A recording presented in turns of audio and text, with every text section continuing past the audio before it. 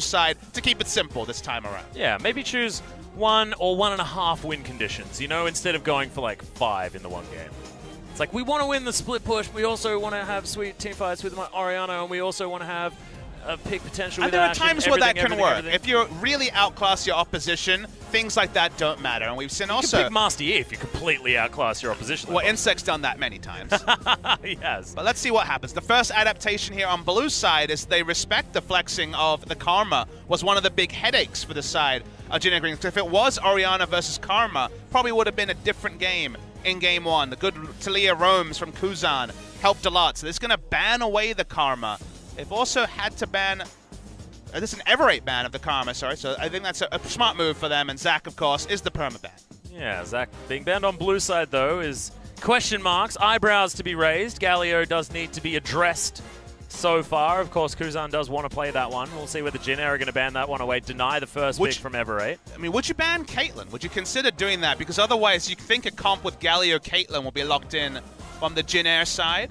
Because if you're going to go for a wave clear mid laner, it also frees up the Caitlyn to roam into mid lane. And Caitlyn is going to be banned. I like this from the side of Ever8. Nice adaptation, and it's a strong laner that also is, as we saw, just a fantastically powerful late game champion. So you don't allow someone who can bridge the gap so well as Teddy to have such a weapon in his arsenal. Yeah, and also, if you're going to go against a team a second time around that just handily beat you, you have to get rid of what they beat you with every single time, because you have to test them, see whether they've got anything else in the tank. I mean, have to is strong, but I follow what you're saying, and just because not a lot of champions can balance both sides of the coin like the Caitlyn, usually they have to be susceptible in the early game to be powerful in the late game. I agree with you. I think Caitlyn here was a smart ban, and also taking away Galio, given that Ever8 have already flexed this to support. The only team to do that in Korea so far is a smart move. So the Galio Caitlyn, which I guarantee on red side would have been Jin Air's first 2 selections, has been fully denied. Yeah, I like it a lot. Most likely to go to comeback, I want to see Sceptred on a little bit more of a carry-style champion, but we'll probably see in the second round. Helper could also consider taking in top true. lane. It's been less common in Korea, but still a possibility. Humpty does have the opportunity to go back to that Lee Sin. Jin Air going to do that frustrating thing where the top laner picks the jungler when the jungler can just pick it afterwards on red side. Bothers me a lot. I mean, I like it just because it's like kind of a tier choice. We just need Lee Sin. We can work out our second pick in a little bit. I think it's more about the fact that you have that 30-second timer and they knew for sure they'll be selecting Lee Sin, and Lee Sin Ashe would be the keep it simple we asked for from the side of Ever8 on the side of Jin Air. Yep. Well, it's going to be Ashe in the hands of Teddy this time. Jewel, no Kate to pick up to try and get some revenge on that bottom side of the map, and Teddy wanting to teach Jewel how to actually play that one out. And playing red side against Ever8 is pretty straightforward because it's just at no point allow yourself to get a bad matchup against Sceptred. So much of the play through Ever8 is Sceptred focused that you just force Sceptred to choose his mid laner first, and then there's really not a lot of scope for things to go bad as Marang decides he doesn't want to jump on the Graves. The other strong junglers have been taken away, and we do end up with the return of the Rengar.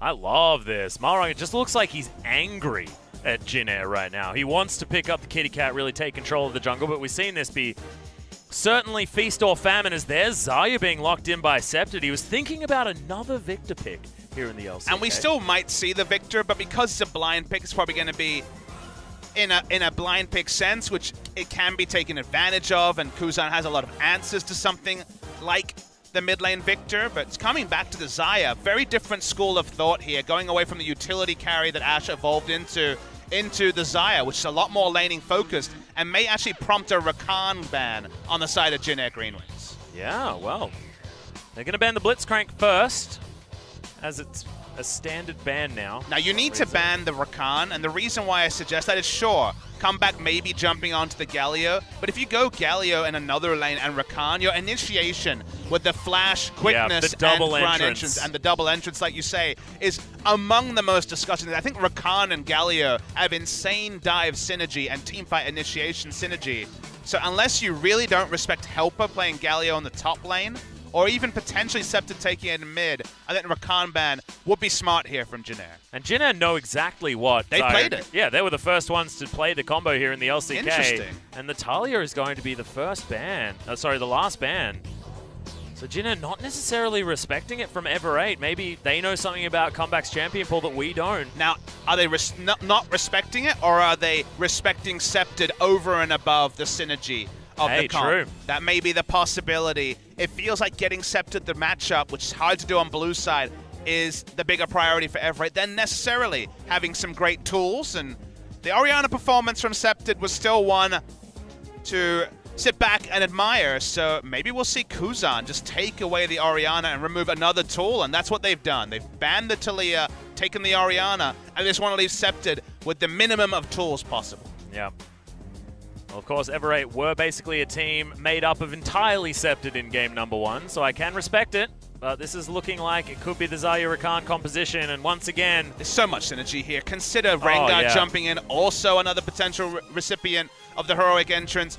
Not taking Rakan is a legitimate mistake from the side of Ever8, but now, the man who did 1/4 of the damage of the enemy AD carry is now going to be the crown jewel, so Duel will really need to switch gears and really level up, which for a player who is a rookie on the LCK stage is a lot to ask, and Malrang will also need to shoulder a lot of the damage burden on the side of Ever8 winners, as we're looking to see what So1 wants to do. So1 is very much of the carry school of thought. Oh, and this makes so much sense as well. Such an easy composition to make work with the Shockwave plus Cataclysm, the Catawave, something like that. You got more time. You got more time. That's we've got an entire game to figure that particular combination out, and I certainly will, guys. Don't you worry about that.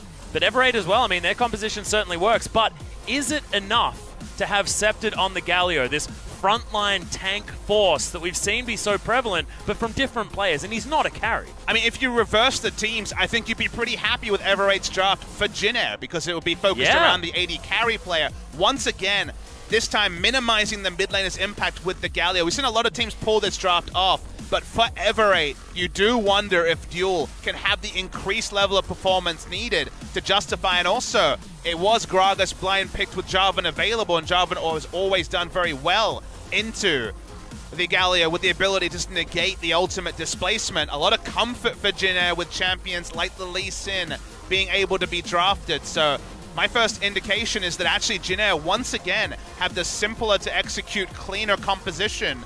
And Ever8, who have been really impressive in their first week of play, will need to make me a believer. And this man on the left, Duel, needs to have a significantly increased level of performance and make the lovers Zion Rakan work in the bot lane. Yeah, there's just so many question marks on the side of Ever8, but if it does work, it will be so exciting. It'll be really big initiation, that's for sure. Yeah, so much entering going on, ladies and gentlemen, but we'll see whether Ever8 can do it or whether Jin with the comfort composition, are going to be able to seal the deal with a 2-0. Let's hop onto the Rift.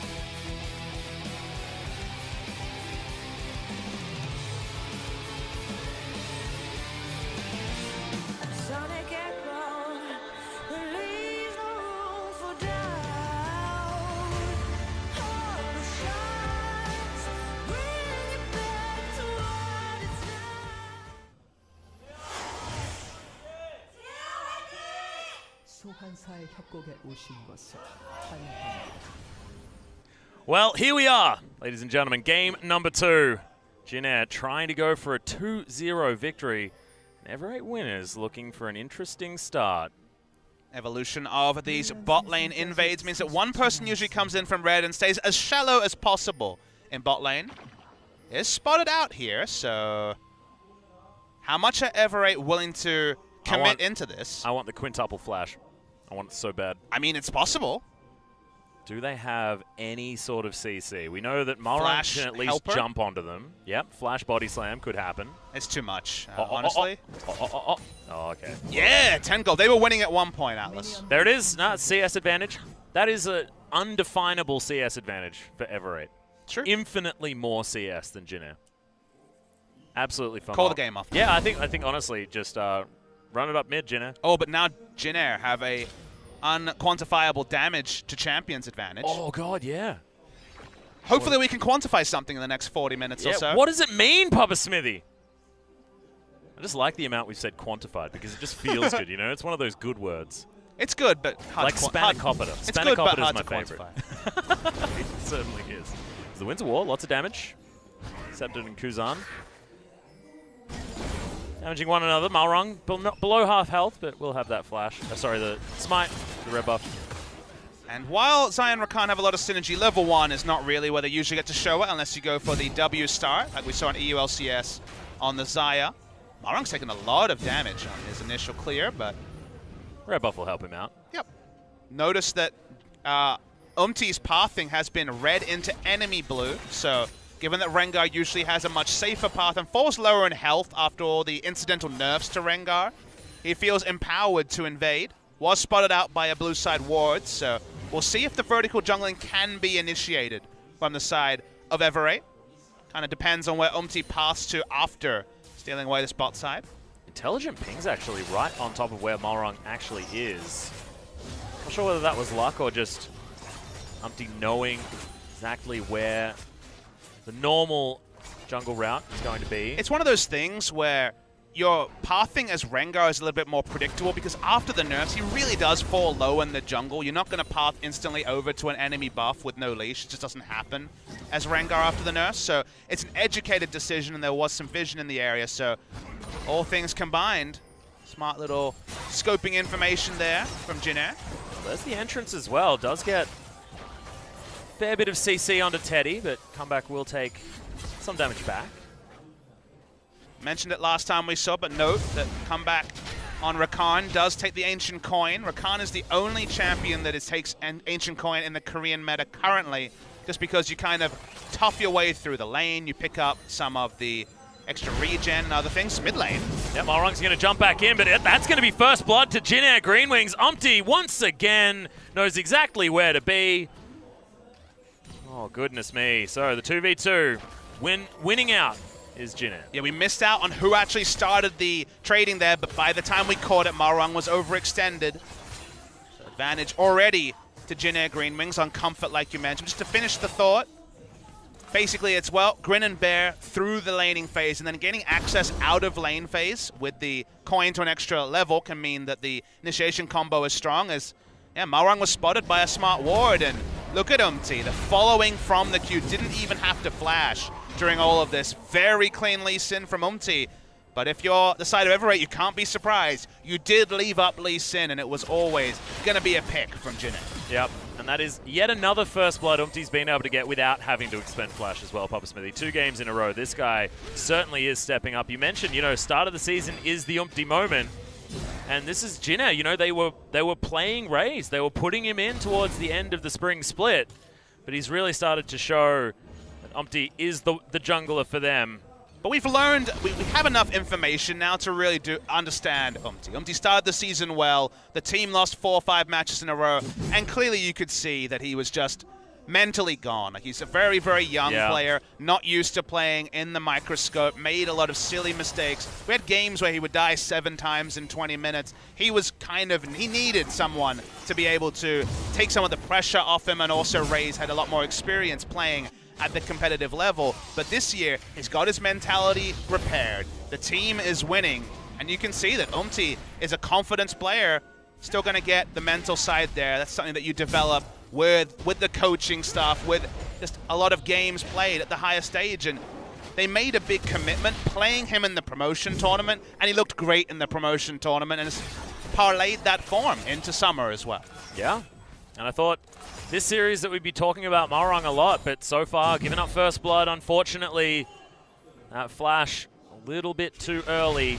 He was able to grab that first blood relatively easily, and now it's going to be a level advantage for the Lee Sin. He's inside the enemy jungle, and it's just not the Malrung that we were expecting for this series. I mean, he is really a star player on the side of Ever8 winners, even if Scepted is the one getting a lot of the attention at the moment. Is nice knock-up from Comeback. Grand entrance to come in as well from Scepted. Flash comes out though. Snowflower saves himself. Teddy gets the flash as well, so certainly worth it for Ever8 winners on the bottom side. Oh, Justice Punch doesn't get the CC. And Comeback taking a lot of damage. Teddy forces the flash. Scepted now as well. He has to walk out of the way. Grasping Roots right on the edge. We'll make sure that Scepted is punished. Not going to be able to grab any kills, but still a lot of power now in the hands of Jinair. And you just return to the draft and think about what Ever8 picked themselves into, because they first picked the Galio, inevitably went over to Scepted. That's been the pick so far in LCK. Speaking of Scepted, I have to hold my point, he's back again. Yeah, looking to try and get the double taunt. Does find it. Winds of War looking to take down Snowflower, the heal. Keeps him alive for a long time, though, as Teddy looking to make this a 1-for-1. Might be a 1-for-2 as Scepted's looking to try and clean up the Ashe. Should be able to do so. Justice punch to the back of the head, and that'll do it. Double kill once again for Scepted early on. Yeah, nicely pounded that second kill right at the end to justify staying in bot lane. Lost a lot of minions in the mid lane. That was close to a horrendous pun, Papa Smithy. I loved it. I was trying to avoid it. Yep. I committed. Once you commit, you got to go in. Yeah, at least you didn't say justified, because that would be weird. Umti's still here. Now, Marung's level 5. Umti's level 6. Oh, there's the shockwave. Tons of damage coming out from Kuzan. Umti did not feel, wasn't quite in range of his Q, so didn't want to go in and just will steal away blue as a result. But I just want to touch on the comps for a moment before we get any replays or things to commentate. Consider that Marung had to pick himself into a losing jungle pressure matchup, which is not usually his speed. So you're going for a fighter. Speaking of fighters. Yep, you mentioned before we have to commentate. Thankfully, we're going to have a missed Q. There's Umti. There's the flash kick. Oh, Cataclysm comes down. They're still going to be able to get the kill. Resonating Strike does it. I mean, it was interesting how they orchestrated, but Helper probably shouldn't have gone in on that body slam. It was really nicely coordinated overall. Sure, it didn't look necessarily as clean as some of the engagers in this game, but Umti and So1, with So1 coming back into the roster, showing a good understanding of their limits, and they're actually going to take the turret as well. Yeah, that's going to be first turret blood going down. Both So1 and Umti getting a lot of extra cash for their wallets. Despite Marung being able to at least farm out the jungle very effectively, Umti is certainly very far ahead, has his Warrior Enchant already completed, going towards that Black Cleaver by the looks of things for item number 2 already. But just to finish the thought on draft, Marung forced to choose himself into a losing matchup. You're like, okay, if that's the only thing that has to go wrong, that's fine. Scepted's on the Galio, which has been a big pick, and he's got 2 kills, but inevitably won't be the same teamfight general like the Oriano or some of his impressive Cassiopeia performances in the late game. You're like, all right, if those are the only 2 things, maybe. But then kind of consider that Comeback is on one of the most mechanical supports, and it's Hachani, who has never been a strong mechanical support player, shouldering a lot of the burden of initiation and needs to make the most out of a high skill cap champion when that's not what Hachani has ever been in teams for. It's been the shot calling, it's been the Tariks rather than necessarily the Rakan. So it feels like the one place they kind of won out was some really strong initiation, and then you're requiring a player that hasn't traditionally been able to excel in that kind of area to make the most of it. So that's where, once again, it feels like Ever8 have thrown a lot of darts out, but once again, it doesn't feel like necessarily it fits their strengths. Now Jinna's going to be able to grab the first dragon. Will be a Mountain Drake as well, guys, so don't worry. Not a cloudy day anymore. Ocean going to come in for dragon number 2, though. Don't worry about it. We're going back to boring pretty quick. Just like our weekend, life is still a beach. Absolutely, it's beautiful. Had a beautiful weekend as well. And we went over to Yangyang, which is on the coast, one of the beachside cities, and got away from esports for a couple of days. Only for a couple of days. We live in Korea, so yep, of course. Hard to escape from esports for more than about a day and a half. But and it's not that you want to either. Just sometimes you need a little bit of a break. But 2 Australians at the beach. Healthy balance, you know. It's just good. It was good to be back at the beach, Pop Smithy, because of course I'm sort of new to the old Korean life, so it's nice to at least have some perceived normalcy as we head to the beach. We're going to get you to Busan one day. It's summer. We are in the summer, so Hyundai Beach will be very, very nice in about a month and a half from now when the weather heats up. I'm excited. Certainly going to need a lot of ocean when the weather heats up, because I'm not very good at hot weather, Papa Smithy. Well, I've got bad news for you. It gets super, super hot in Korea. And that's what everyone says. I tell them that I hate hot weather, and they're like, well, it's going to get worse. And I'm like, why are you saying that enthusiastically? It's going to make me more sad. Would you prefer that we lulled you into a false sense of security? Yes, like, no, it's going to be lovely the whole time. Yeah, perfect. Nothing ever goes wrong. Yeah, I like that. Well, for Umti, nothing ever goes wrong this series, as he's just going to be able to solo out that Rift Herald very, very easily. No vision available on the side of Ever8. Actually, no, they had a ward that only just died. But I believe they just didn't have the resources to deal with the Lee Sin taking that one away. And we'll see how this Rift Herald is going to be able to do. And the action will largely be played around bot lane. The way that Ever8 wins this game is getting dual farmed, so thrill of the hunt bot lane into the grand entrance, heroic entrance, etc. is the way to make the draft work. Well, there's the flash double taunt onto Kuzan and Umti. Winds of War doing some work, but it's 1 versus 3. Scepted That was an unfortunate maneuver. Grand Entrance gets him out of it as the double knockup does come in from comeback, but he's squishy at the moment. In goes Malrang, immediately kicked back. Kuzan will be able to take control. Arrow flies forward, but Teddy misses it. It's Umpty that's able to pick up a kill, and it's a double on the side of Jin Air. Thankfully, Jewel was able to get one back as the Lee Sin falls down, but the damage had been done, and Jin Air, man advantage on the Rift. Yeah, really interesting to see Scepter go so Rambo with no other champions really on the screen or close on the minimap. Rengar eventually ulted. Watch the replay here. Rengar's in the bot lane farming as Scepter just goes Rambo, flashes in, and sure. Oh. He just has no backup whatsoever. But it destroys the Rift Herald. Yes, it does. So basically he used his flash to interrupt the Rift Herald from taking the turret. So investing flash to stop his mid lane turret going down is a very interesting decision. If he had more people responding on the map, I would have understood it. But that was different from the side of Scepter. Yeah, I like the use of different. I can't say it was bad because putting the Rift Herald in mid lane almost always means the mid lane turret goes down. And we said the win condition from Ever8 was good to go for these plays around bot lane, which are kind of impossible when you're giving up multiple minion waves to do it. So very interesting decision on the side of Ever8. Stops the Rift Herald as top lane. Yeah, good knock-up timing there as well. Make sure that Umpty can land the resonating strike. Interesting interaction, but the flash does come in.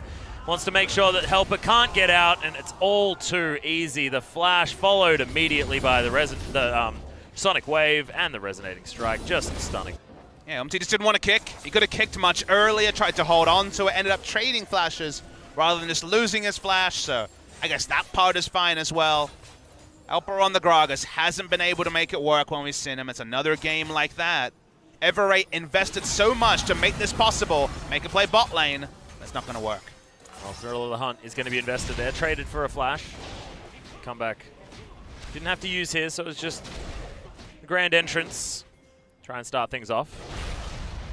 Quiet. Still, Ever8 showing that they do have some plans, some ideas for how to at least try and initiate something on the bottom side of the map. Yeah, 3-item Xayah is what they're looking for. They got the Essence Reaver. It's going to be the investment build we very often see in Korea. Essence Reaver into a Zeal item, usually Hurricane, and then Infinity Edge, and that's when they might start winning fights. Speaking of fights. Yeah, interesting interaction comes down as Soan. He's going to get taunted under the turret, takes a lot of damage, but there's the kickback. Scepted's going to get taken down. That's 4 versus 1.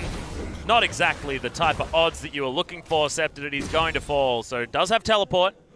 But Jin Air Greenwings, they know exactly where the power lies on the side of Ever8, and they're just punishing it over and over again. These solo lanes are getting torn apart. Yeah, largely by Umpty, who has almost 100% kill participation. Most of the kills as well has been popping off, and then some. As we get a bit of a replay on the stats in the mid lane, we saw it from the Orianna. Scepted was just farming up in game 1 at a pretty considerable gold lead. This time, after picking up a couple of kills, those kills were at the cost of 50 CS or so. So the difference probably going to be Kuzan comfortably in the lead without it necessarily being 1,000 gold. It's hilarious though. 161 is exactly the same. So Orianna gets to 161 pretty easily at 15 minutes into the game. Papa Smithy? That's a good rate. Any more than 10 a minute, so you're feeling pretty good. Oh, so, yeah. Korean Oriannas getting the pass mark on the CS per 10. Thrill of the Hunts available once again on the side of Malrang. You can see that Spirit Visage first, like we saw from Kuro the first time he played mid Galio, has been the choice from Scepter. So he's not even going to pretend that he does damage with things like an Abyssal Scepter. It's a containment job for Ever8 winners until Duel hits 2 to 3 items. So given that he's going for Ninja Tabi now and the build is slowing down, Ever8 just wants to lose the minimum for the next 5 to 10 minutes. Well, Soan is going to try and make sure that they at least have to deal with him on the top side of the map as well.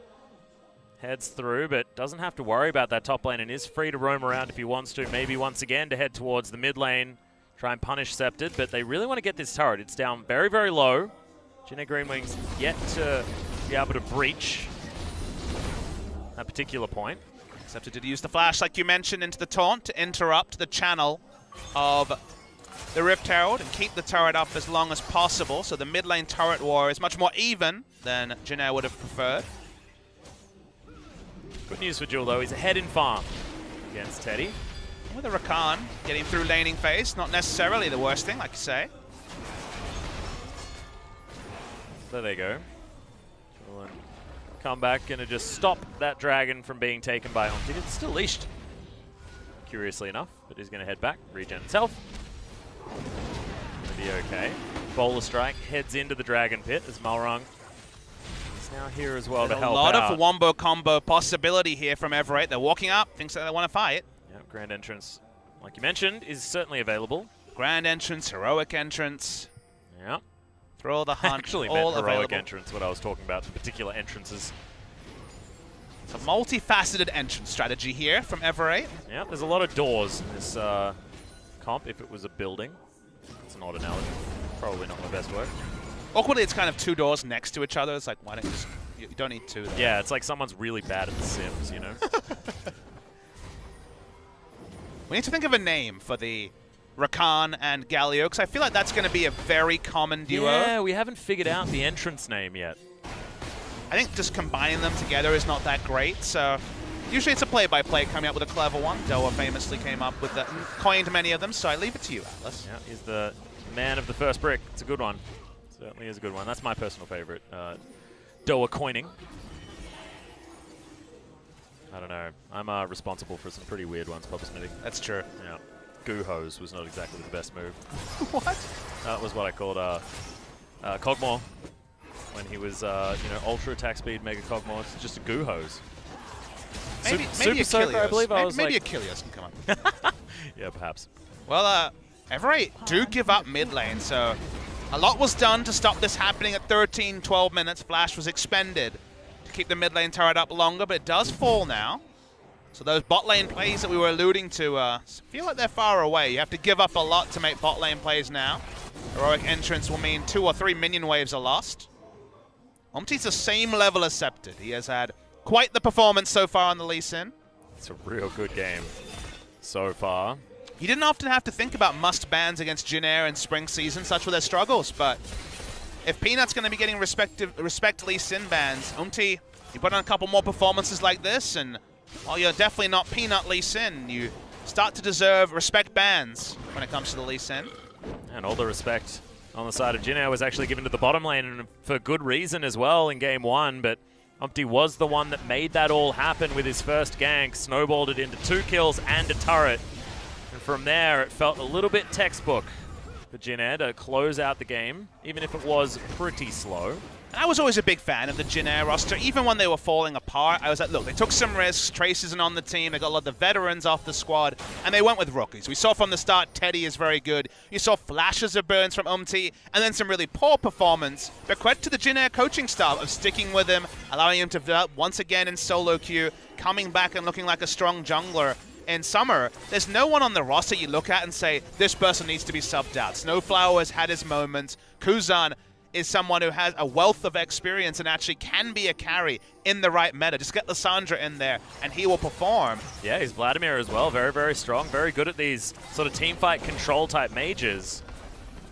I like it. They're going to easily take out the outer ring of turrets. You say easily, but it's also smartly. They bring down the Orianna after taking mid lane turret. Doesn't have to worry about the Galio shoving in or the roaming advantage of the Heroic Entrance because you're always on the front foot when you have mid lane turrets. So it looks easy because Jin Air are following the steps. It's definitely step by step from Jin Air Greenwings, and not necessarily at a glacial pace. We're only 20 minutes into the game. Jin Air has a 7,000 gold lead, and are looking to 2-0 Ever8, which on some level is a pretty big surprise. It is a big surprise because we're talking about one team got 1-2'd by MVP. That was Jin Air.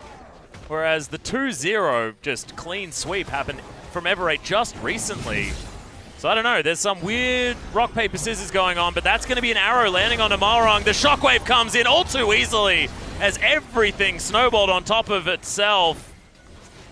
And that is going to be inner turret falling in the mid lane pretty quickly, but comeback jumps through. That's a massive 3-man knock-up, but the damage is still there on the side of the Greenwings. A massive Scepted is trying to be the front line, but Soan turns up. There's the Explosive Caster's helper. Gets a nice double boop, and Snowflower very, very low, but Soan does launch his way forward. Teddy grabs that kill. Umpty's all around this fight, and Sohan somehow gets out of the way of that turret. And how did that happen, Papa Smithy? The initiation chain was kind of haphazard. They were losing one member. They needed the damage from Malrang to make it work, because we said, hey, they've got a lot of initiation, but who will shoulder the damage? Xayah was in the backline. Felt like a lot of the engage was happening away, and she hasn't hit her damage spike yet. Doesn't have the Phantom Dancer or Hurricane item completed. The Zeal item hasn't been translated.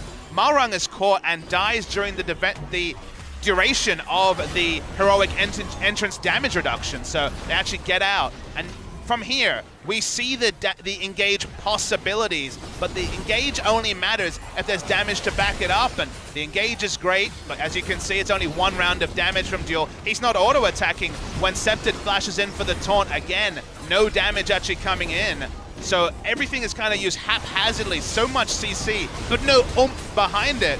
And Jin with so much farm, and also the gold advantage. They have oomph to spare, and they can even tank up the turret as well and take down Ever8 pretty straightforwardly. Yeah, and the aggro control from all of the Jin members, you saw at the end of that fight, everyone was on a sliver of health, but it was because they were taking it in turns with who was tanking the turret, making sure that the front line was moving forward. When they had the health bar to do so, they got the picks because their target selection was just better. And they just look like the team that has so much more control today. If you choose all engage, and now it's going to be a tank Rengar because Malrang's fallen behind, they really cannot fight until Duel has 3 items. I said it before, it's still true, is, well, Galio's going to die. Yep, once again. Oh, there's the heroic maybe not. exit. Heroic exit to the Wolf Camp. He's going to get himself out of there, but is this going to save the turret? That's the question. The ball there just as the barrier to prevent Ever8 from making their way through. No one cares about the Rengar. Yeah, Malrang's going to jump in from behind as there's another double knockup. Could this be There's the control and the CC from this Ever8 winners composition. They take 2 out already. Massive damage potential of Kuzan no longer there, as now Sceptid gets his way forward. Good taunt, as Helper is the one that Teddy's looking for, but this Ashe is being untouched. They've now formed the group on the side of Jin and Sohan, being that front line that he needs to be. Comeback wants to try and disrupt, but he's so low, and Jin somehow still win this fight. They're a man down, but they're just a unit now that can't actually be answered. There's just no damage on the side of it. They need to take down Teddy or this won't work. Well, they certainly do manage to do that now. They trade 1 for 1 as Helper is going to get booted back. Umpty utilizing that ultimate well. I just don't know what Teddy was really thinking as far as that positioning was concerned. He got caught in a position that he didn't want to be in. No flash available. He didn't have any summoners to get himself out there and no one to ferry him out of the battle lines, so was forced to stand and fight, and that means it's a pretty even trade, which given how much gold behind Ever8 are, still 10,000 after the end of the fight, you will accept that as pretty acceptable losses on the side of Ever8 winners. And it does mean that the second item is complete for Duel. Has the Phantom Dancer, is going for the more short-range Battle Xayah. One more item, and perhaps things can start to get better for Ever8, but when you're against a 10,000 gold disadvantage, even hitting your spikes, hitting them late, they're just that less consequential. Yeah, it just doesn't feel good. Sohan having the game of his life. Honestly, a series of his life as well, as the Jarvans looked good in both games. 2-0-7 right now. Kill participation well and truly up there. Umpty has something to say about me giving him the compliment, having 1 extra kill involvement. 6-1-4 on the Lee Sin. Now has himself the Locket of the Iron Solari to help be a better teammate at the same time.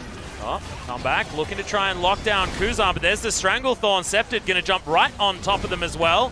Shockwave used on just Helper. They should be able to get the pick off relatively easily. Grabs that shield, but it's not enough. Sohan's going to find comeback. Fair bit of damage now, but does at least have the battle dance to get his way out. Yep, dances once again to avoid that arrow. Everything used for initiation from Ever8, but the same problem we mentioned. No damage behind it means the carries are at full health in a 5v4 from Jin. They're turning on to Baron. It's going to have to be some heroics from Malrang. Doesn't have flash and doesn't have ultimate. They need to contest this soon.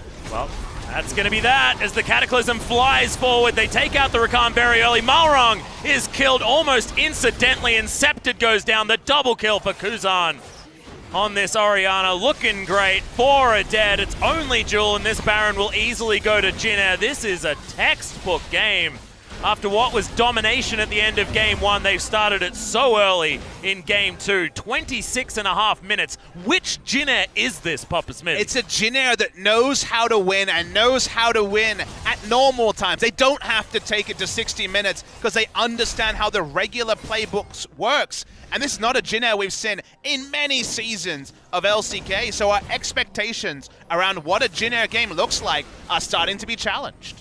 Yeah, well, Teddy at least going to get zoned by this barrel for the moment, but look at how many creeps there are towards the top side. A lot on that very first push from Jin Air Greenwings. They've got a fair bit of money to spend. Oh god, Kuzan can build basically this, I was about to say Sydney Harbour Bridge with all the money that he has, but I think a Rabadon's Death Cap should suffice. And then some. He'll have more options than that. Buys the Death Cap, still has extra gold to load on an Amp Tome. This Orianna, whether it's peeling for Teddy or initiating, is super, super powerful. And Jin Air are basically what? It feels like one push away from inking the contract, taking 2-0 over Ever8, and unironically being a top 3 team in the second week of the season and looking great doing it. Yeah, looking absolutely brilliant. And I love it because they look great, yes, but they look smart. And the coaching staff put together 2 very, very solid team comps with clear identities, clear win conditions. They understood what they needed to take away from Ever8, where they needed to force Ever8 to put their champions. Oh man, it just feels like Jin Air are this team that's evolving every single week. And it's not one person, it's a 5-man story. They have multiple threats, which you haven't been able to say about a Jin Air team in many, many years. They haven't been able. It was GBM only in 2015. Other people have had to shoulder so much burden. It's emergency initiation from Ever8. Yeah, Malrong looking for the thrill of the hump, but he's now just chilling out underneath this turret. Jin Air Greenwings give them the space that they were looking for as Umpty spots out Helper after that teleport. And they are just going to back away. Defensive line built by Jin Air. Malrong's ultimate time's out. Taking a fair bit of damage as Scepted's going to Justice Punch his way out. Oh god! The Xayah is going to get locked down. The Featherstorm comes in just to keep him alive, but Comeback can't say the same thing. Knock up on Decepted. He should be taken out. He will be the first kill. Both tanks immediately obliterated. The double kill comes out for Teddy. The textbook play continues from Jin Air, and they'll take an inhibitor turret. Will they be able to close the game? That's what they're going to be looking for. The health bars on their front line are not massive, but it is 5v3 for about another 30 seconds, and Jin Air, they want it now. Yep, 16,000 gold is the lead for Jin Air as well. I don't see why they shouldn't be able to take this game at this point. Baron buff still ticking, so on. Massive shields, both Nexus turrets dead. Comeback is going to get taken out. No, he's not. He's just going to launch his way out of the fight. They don't want the kills. They want the Nexus. And that's the 2-0 for Jin Air. And this is such an exciting win for Jin Air Greenwings because now all you can hope for is let's watch Jin Air against one of the established top teams because right now they are just powering through some of the bottom place teams and even making us reevaluate where the standings are. We're still in the first 2 weeks. The best teams are still getting together. Not everyone is gelling, but Jin Air's off-season work needs to be complemented because they're gelling early, and now all the Jin Air matches that look like this Castos, SKT, Samsung, Longzhu, KT Rolster are now actually very interesting games to watch. Yeah. I just don't know where anyone sits. I don't think Ever8 know either because they look shell-shocked. They did not expect to come here and be dispatched 2-0 in record time. This is a Jin Air series, and we're done with 2 games and some breaks, an hour and 40 minutes in. Yeah, it's only 6:44 here in Korea. And I was not expecting one of the fastest series of LCK in the first couple of weeks to be a Jin Air series. That is just unheard of. The Glad plane, though, is flying so incredibly high, Papa Smithy. Expectations are always so hard, and again, it's early in the season. Maybe they will go on to squander a great start, but there's a lot to be excited about for Jin Air in the first time since some of these rosters really started to get mixed around with the Stealths and Falcons back in 2014. They have a lot of young players coming together. The class of some of their older players is coming together. They swap in So-Won for Ixu and don't see a drop-off in performance, even though Ixu had some great games through the course of the first week. They've already got potential substitutes with So-Won and Ixu coming through. Everything's coming together for Jin Air. Yeah, Ray's still sitting in the wings as well, but Umpty's having phenomenal performances. Once again, we need to shout out his Lee Sin play.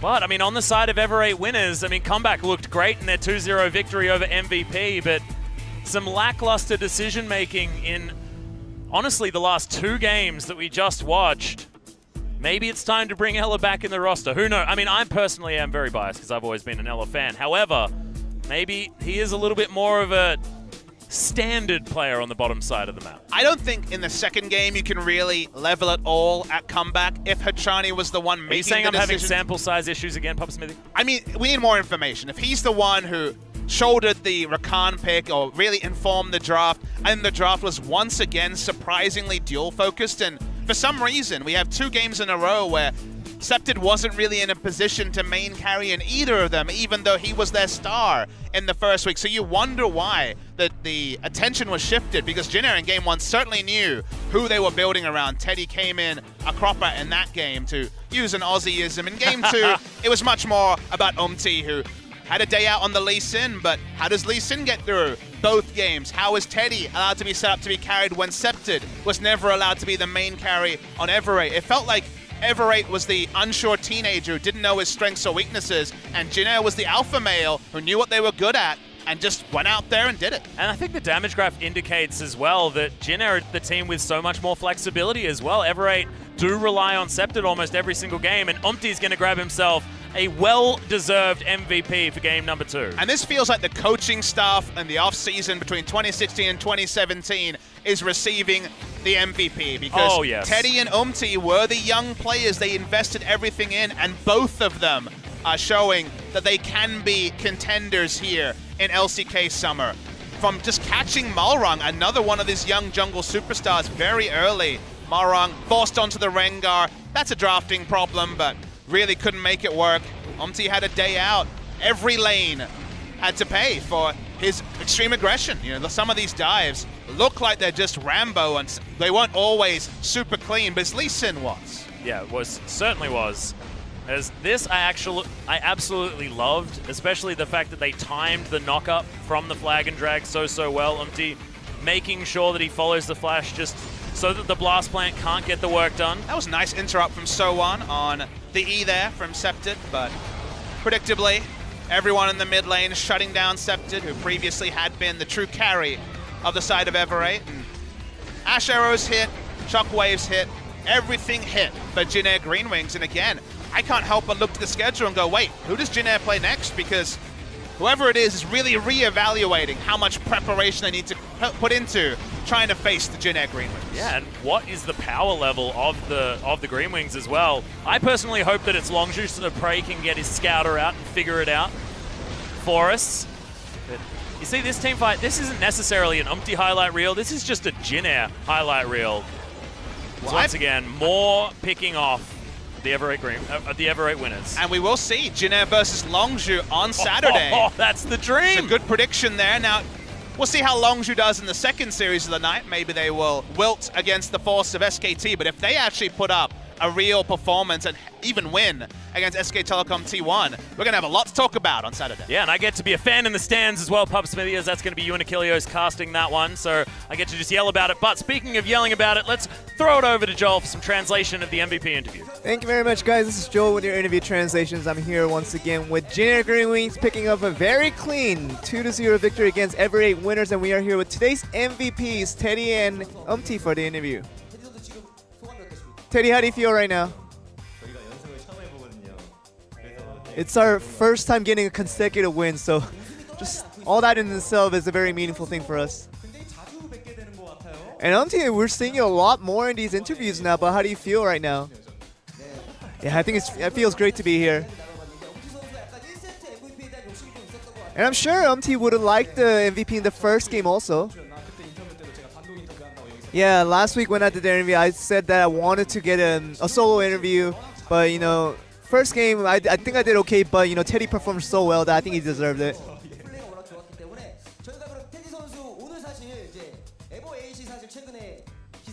And the thing with Ever8 was, you know, they've been on a very consistent run in the past week, and you know, they really need to be, they were impressing for the most part. Yeah, since Ever8 is such a strong team, like you mentioned, we really need to focus on the bot lane and try to, you know, get our bot lane ahead, try to pull that advantage into the other lanes as well. And I'm sure Snowflower also had a thing with having comeback to get a game against him. Yeah, every time Snowflower got a hit on comeback, he was like, yes, I'm really happy to get a hit on comeback. So I think he was really happy about that matchup.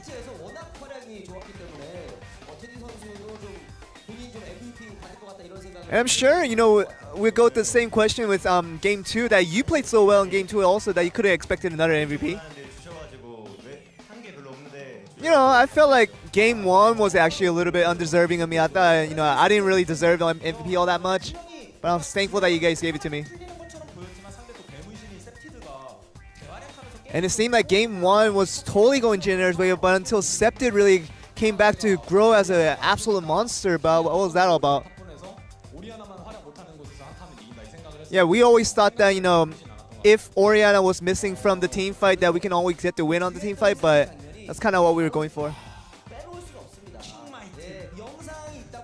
I'm sure we have a video highlight of the next thing that we want to see. The Flash Smite Baron Steel.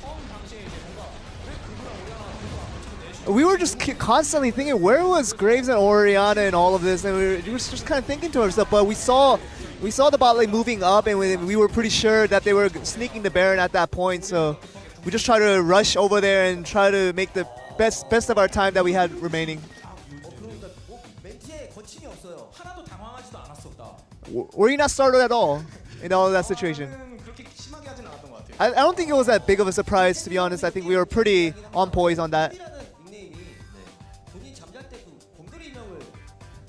But we heard that your name Teddy was due to when you sleep, you always have that teddy bear with you while you sleep, and yes, that's the reason why I named myself Teddy.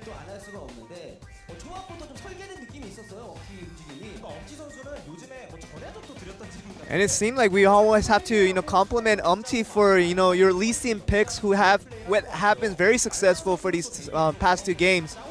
But right now with the abandoned pick, were you kind of planning to pick up the Lee Sin? Yeah, we always are aware of the different styles of different junglers, and with Malrang we had to consider today that we wanted to get a Lee Sin ahead, and that would get us a little bit ahead in opposition to Malrang. We have another video highlight that we want to show. The first kill onto Malrang. What was the thought process going into this one? Yeah, he had one of the 2 choices. He could have just went bot and trying to get his own jungle, but he could have went top and tried to counter jungle. And we thought that he might have come into the counter jungle, and that's kind of where I went my pathing. And it was a good guess on my part.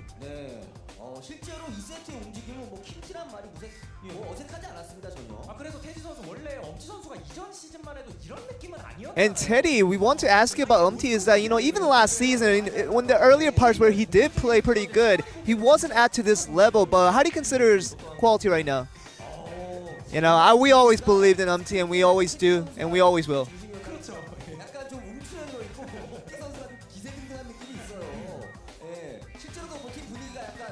And right now, with the good performance, good results coming from your team, but how does the team morale feel like right now? I think we're just having a good time.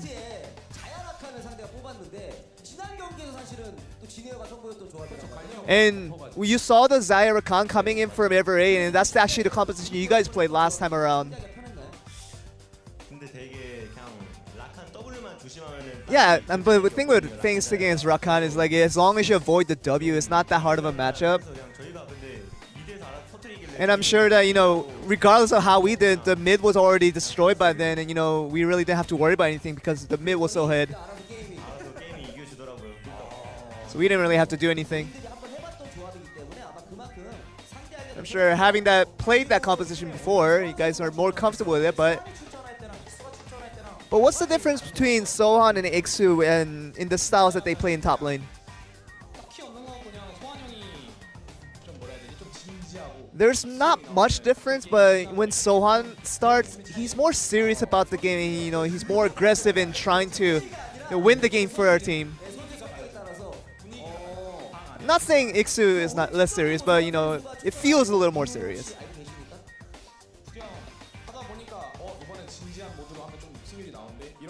And it seemed like when he was playing serious and get that serious mood for our team, it just gets us a better win rate. although you guys lost the opening match, you guys are on a pretty good run right now, in the top of the table right now. But how do you feel about going forward right now with the Junior team? Yeah, it feels really good that we're getting good results consistently, and we just want to continue on with this pace and hopefully get better results. And you would like to say with something else, perhaps saying that you want the solo MVP once again. Yeah, I think my game today wasn't perfect and wasn't up to my standards, so I'm gonna practice much harder so that I can improve on those points as well. And so that's the end of the interview. Back over to you guys. Thank you very much, Joel. That's pretty incredibly humble out of Omti. I mean, I think his performance was pretty damn good, Papa Smithy. I'm sure when he's off camera, he'll be boasting about his sick Lee Sin plays because good. he didn't need the voice to do it. His plays did the work for him. And Jin-Air Greenwings, really exciting to see the team with these young players show us new dimensions to their game. Teddy can be the primary carry, that we knew, but other people stepping up is exciting, and now they are outright third. Much better game score than Katie Rolster, and every future Jin-Air game for at least the next 4 or 5 is going to be really fun to watch. Yeah, and actually might be able to head into equal second place if SKT can take down Longzhu as well. I mean, even if SKT win, the game score has to go down by at least 1, and thus Longzhu will be below Jin-Air. So yeah, second place potentially by the end of the day. If that's the first match, it doesn't mean anything. As it starts to stack up, it gets more exciting, but you speak of that next match, it's going to be a fun one. It most certainly will. And look, the first series was an incredibly quick one, so you've got plenty of time to prepare yourself for SKT versus Longzhu Gaming, because this is a huge battle. It's hilarious because SKT, well and truly middle of the pack at the moment, and Longzhu holding on to very close to that top spot. Everything is going crazy in LCK for the summer split, and I could not be happier, Papa Smithy, especially when we just found out that Teddy was named because he cuddles a teddy at night. That is so adorable. And Snowflower managed to troll in another interview without even being there. I mean, Snowflower and Hachani is an established storyline, but guys, it's about 6:56 local time. I imagine we'll probably turn the stream on in just under an hour. The picks and bans at around 8 o'clock, it's about an hour and 5 minutes, so bit of a time off. Go do what you're going to do. Make some food because the popcorn will be needed for BDD versus Faker. Most certainly will. We'll see you back in about an hour.